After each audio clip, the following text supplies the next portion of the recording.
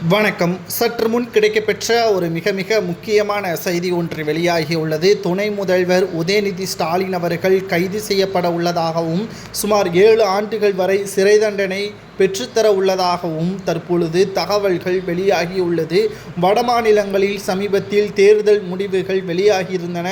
மகாராஷ்டிரா, ஜார்க்கண்ட் போன்ற சட்டமன்ற தேர்தல்களில் பாஜக அமோக வெற்றி. குறிப்பாக மகாராஷ்டிராவில் 3வது முறை மிகப்பெரிய ஒரு வெற்றியே தழுவியுள்ளது.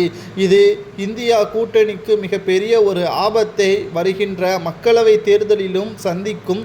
ஏனென்றால் இதற்கு மிக முக்கியமான காரணம் இந்தியா கூட்டணியில் இருக்கின்ற திமுக தான் உதயநிதி ஸ்டாலின் அவர்களை அமைச்சராக பொறுப்பேற்ற வைத்தது, துணை முதல்வராக பொறுப்பேற்க வைத்தது. இதைவிட முக்கியமானது, சனாதானத்தை பற்றி பேசி இந்துக்களின் ஒருமைப்பாட்டை சீர்குலைக்கும் விதமாக பேசியதுதான் தற்பொழுது வரை இந்தியா முழுவதும் சர்ச்சையை இந்தியா கூட்டணி ஏற்படுத்தியுள்ளது.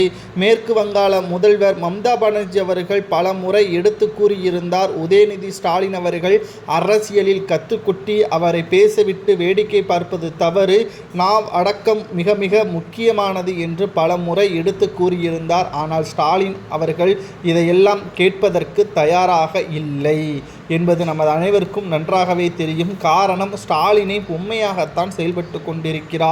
மேலும் உதயநிதியின் மீது சுமார் 24 வழக்குகள் தமிழகத்தில் மட்டும் அல்ல, இந்தியா முழுவதும். இவை அனைத்தும் ஒரே நீதிமன்றத்தின் கீழ் விசாரணை செய்ய வேண்டும் என்று நீதிமன்றத்தில் மனு ஒன்றை தாக்கல் செய்தார், உச்சநீதிமன்றத்தில். ஆனால் உச்சநீதிமன்றமோ உதயநிதி ஸ்டாலின் அவர்கள் பேசியது தவறுதான், அதற்காக அவர் அதனை முழுமையாக ஏற்றுக்கொள்ள வேண்டும், உங்களது மனுவை ஏற்றுக்கொள்ள முடியாது என்று தீர்ப்பும் வழங்கியது. ஏனென்றால் சாமானிய நபராக இருந்தால் மன்னித்து விடலாம்.